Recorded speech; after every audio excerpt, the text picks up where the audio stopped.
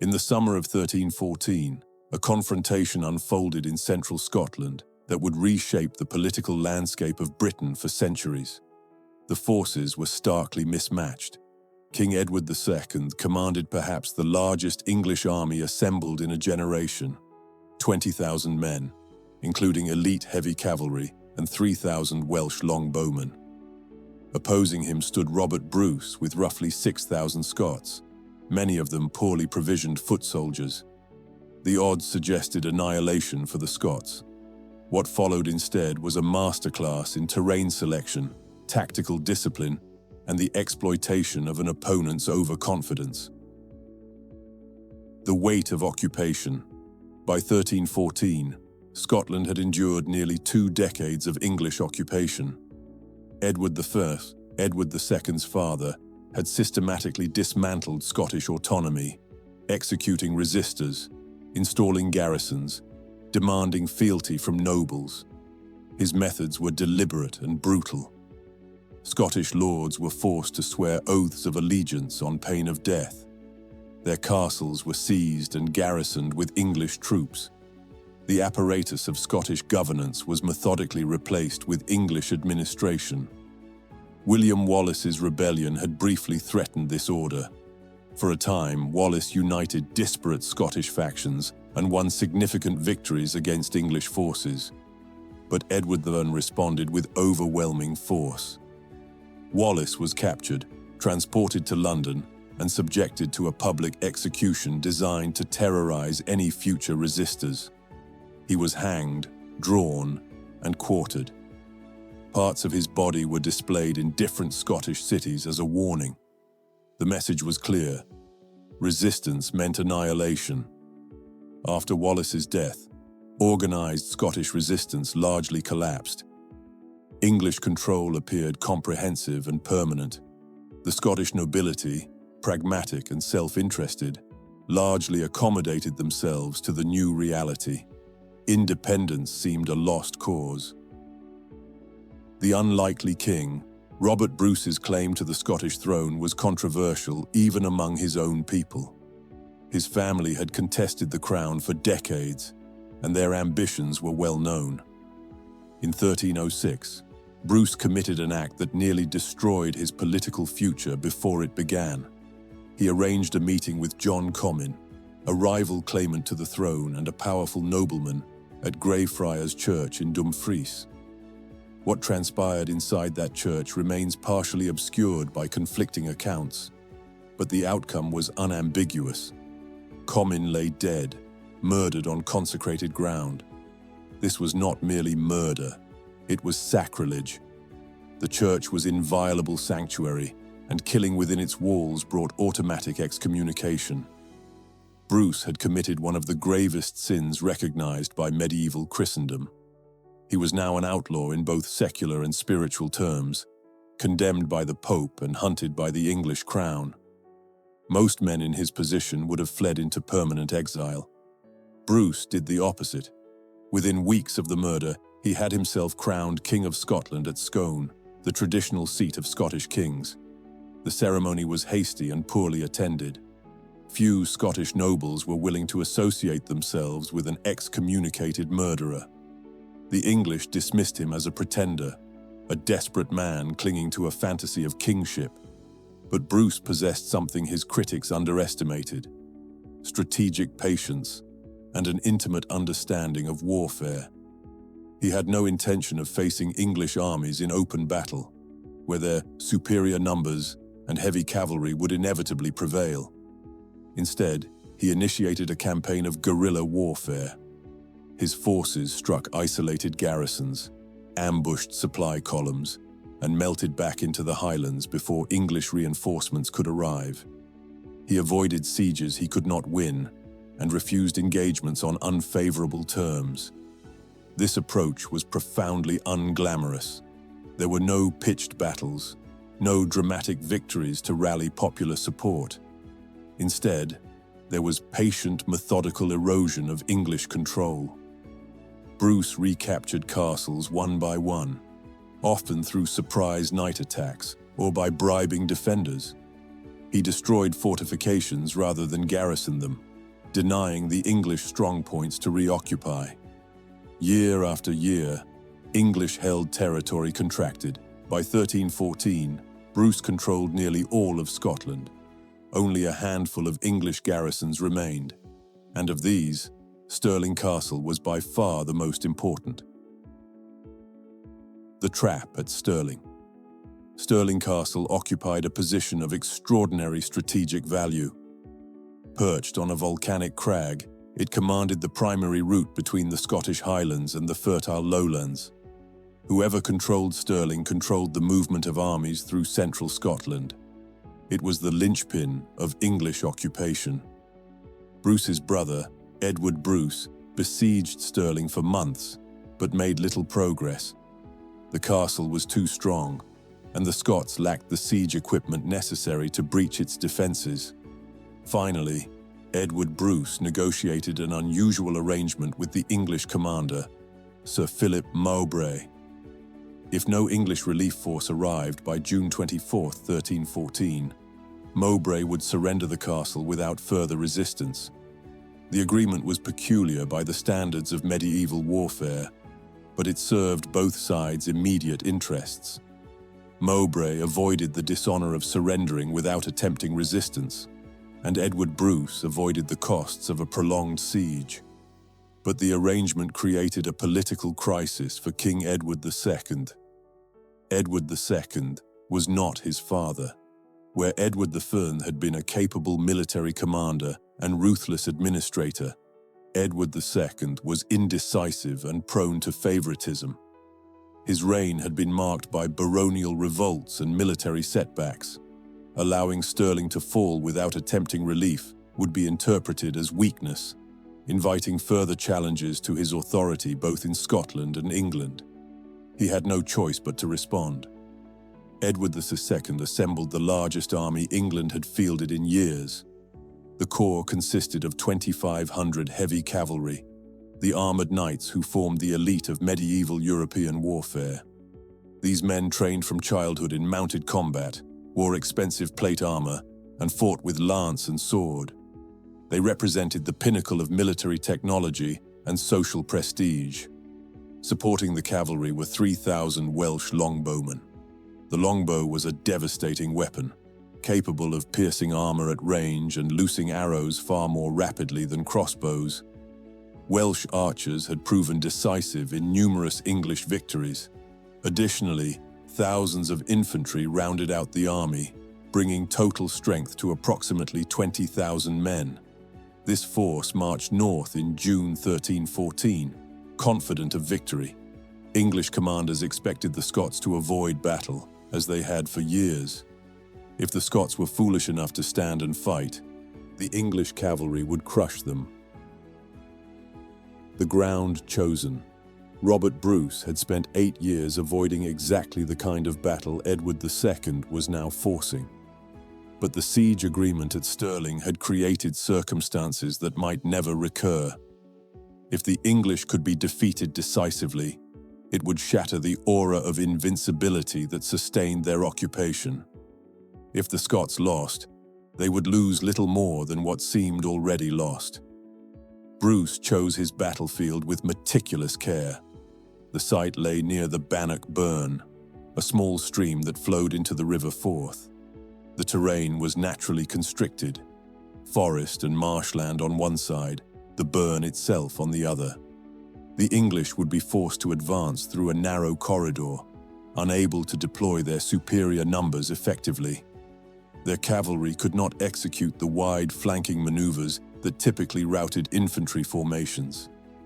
Bruce's men spent days preparing the battlefield. They excavated hundreds of small pits across the likely cavalry approach routes, each deep enough to trap a horse's leg.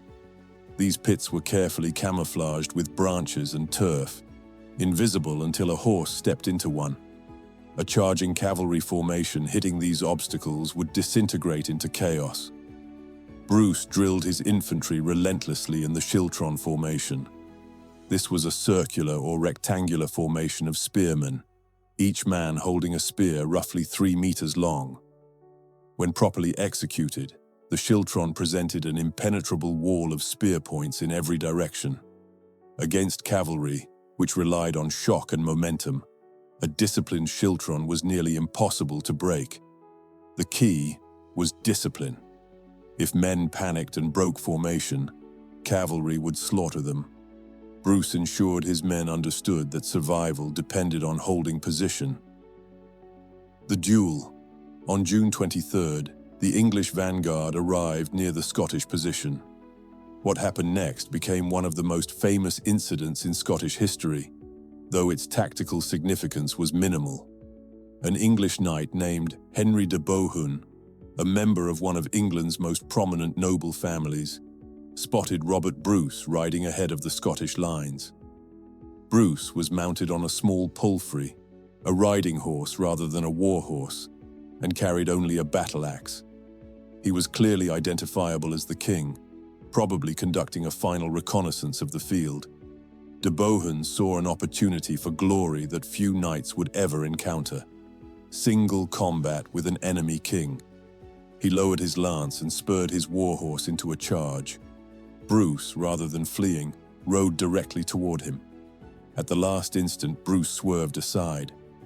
As de Bohun thundered past, unable to adjust his trajectory, Bruce stood in his stirrups and brought his axe down in a vertical blow. The axe split de Bohun's helmet and skull. The force of the impact shattered the axe handle. The incident was over in seconds. De Bohun was dead. Bruce's advisors reportedly chastised him afterward for the recklessness of risking himself in single combat. But the psychological impact on both armies was profound. The Scottish king had personally killed an English champion in full view of both forces. Whatever anxiety the Scots felt about the coming battle was tempered by this visible demonstration of their king's courage and skill. The fatal decision. That evening, English commanders debated their strategy. Some advocated caution: rest the army, scout the terrain thoroughly, perhaps seek more favorable ground for battle. The Scots were cornered. Time favored the English. Their supply lines were secure, and reinforcements could be summoned if needed. But Edward II was committed to the deadline. Stirling's surrender was due on June 24th. Waiting would mean the castle fell, making the entire campaign appear futile. Moreover, the king and many of his nobles were confident of victory. The Scots had avoided battle for years precisely because they knew they could not win. If they were finally standing to fight, it could only be from desperation. Edward ordered an attack at dawn. The battle. The English advance began in the early morning of June 24th. The heavy cavalry led, as doctrine dictated. They were accustomed to infantry fleeing at the sight of armored knights. The Scottish schiltrons, however, did not flee. They held formation, presenting walls of leveled spears. The first wave of English cavalry crashed into these formations at full charge. Horses impaled themselves on spear points or collapsed as their legs plunged into concealed pits. Knights in full armor were thrown from their mounts. Once on the ground, they could not rise without assistance. The weight of their armor made them helpless. The following waves of cavalry had no time to adjust. Mounted charges rely on momentum. The knights behind could not see the chaos ahead through the press of men and horses. They rode into the tangle of fallen mounts and struggling men, compounding the disaster. The English commanders looked to their archers to break the deadlock. Welsh longbowmen were capable of devastating volleys that could shatter infantry formations from range. But the terrain worked against them. The armies were compressed into such close proximity that archers could not shoot without hitting their own cavalry. When they attempted volleys anyway, English soldiers began falling to friendly fire. Bruce had held back his small force of light cavalry specifically to counter the archers. Approximately 500 Scottish horsemen now charged the archer formations. Without support from the heavy cavalry, which was trapped in the melee at the front, the archers had no defense against mounted troops. They scattered. The battle settled into a brutal stalemate along the spear line. English knights tried repeatedly to break the schiltrons but could not. The formations held. Behind the front ranks, thousands of English soldiers were compressed into the narrow corridor, unable to engage but unable to withdraw. The June heat became unbearable. Men in full armor began collapsing from heat exhaustion. The dead piled up in layers. Soldiers at the front had to climb over corpses to reach the enemy. Bruce had withheld a reserve force under Angus Og MacDonald. These were fresh troops who had not yet engaged. In the early afternoon, Bruce committed them. They struck the exhausted English flank, and the impact was immediate. The English line, already near collapse from exhaustion and demoralization, began to fracture. At nearly the same moment, a new group appeared on the hills overlooking the battlefield. These were the Scottish camp followers, servants, grooms, and other non-combatants. They had armed themselves with whatever implements they could find and advanced toward the battle. To the exhausted English soldiers below, they appeared to be fresh reinforcements, another army arriving to seal their doom. The collapsed cohesion disintegrated. Someone shouted retreat. The word spread through the compressed English ranks like fire. What began as an attempt at orderly withdrawal became a rout. Men threw away weapons and armor, anything that slowed their movement. They plunged into the Bannockburn, attempting to swim to the opposite bank. Many drowned, pulled under by the weight of their equipment. Others were cut down by pursuing Scots. King Edward II was physically dragged from the battlefield by his bodyguards. His personal safety became the priority, and his commanders abandoned any attempt to rally the army. The retreat continued for miles, with Scottish forces harrying the fleeing English. The casualties were catastrophic. More than 4,000 English soldiers died, including numerous nobles and knights. Dozens of high-ranking prisoners were taken. The ransoms paid for their release financed the Scottish crown for years and validated Bruce's kingship in practical economic terms. Scottish losses were minimal by comparison, probably fewer than 500 dead. The consequences. Bannockburn did not end the war. England possessed far greater resources than Scotland and would launch multiple attempts at reconquest over the following decade. But the battle fundamentally altered the strategic and political dynamics. Most immediately, it legitimized Robert Bruce as King of Scotland. Before Bannockburn, his claim rested on shaky legal grounds and the support of a minority of Scottish nobles. After Bannockburn, his kingship was validated by military success.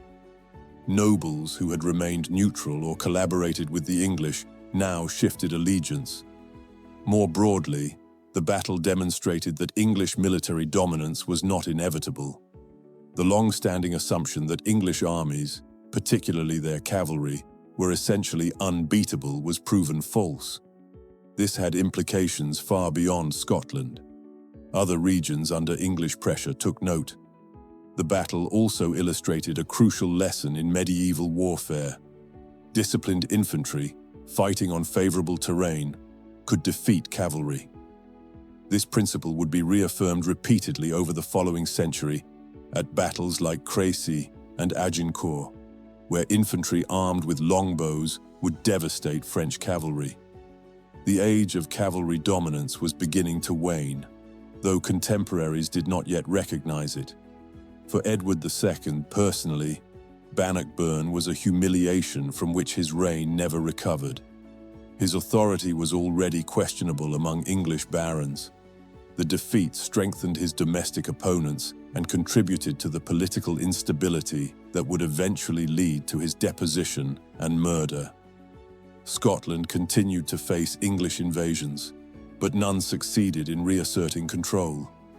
In 1328, 14 years after Bannockburn, England formally recognized Scottish independence in the Treaty of Edinburgh-Northampton. The war technically continued for decades afterward, but the political reality established at Bannockburn proved irreversible. The lessons. What Robert Bruce achieved at Bannockburn was not miraculous. It was the result of strategic thinking, meticulous preparation, and the discipline to fight only on his own terms. Bruce understood his disadvantages and refused to engage until he could negate them. He chose terrain that eliminated English numerical superiority. He prepared the battlefield to maximize his advantages and compound enemy disadvantages. He trained his men in formations specifically designed to counter heavy cavalry. He exploited his opponent's impatience and overconfidence.